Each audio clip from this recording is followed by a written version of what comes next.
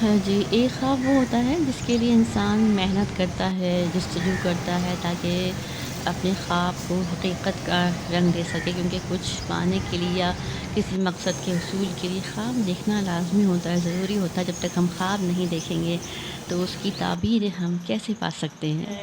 क्या आपने कोई ऐसा ख़्वाब देखा है जिसकी ताबीर मुमकिन हुई हो और आपने बहुत सही मेहनत की हो और जद्दोजहद की हो ख़्वाब की ताबीर के लिए अपने?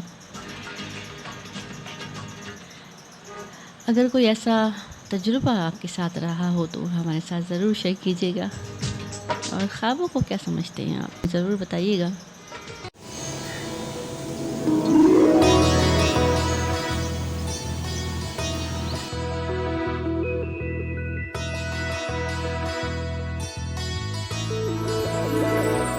धीरे धीरे यूं लगा मुझे जैसे तूने कुछ कहा।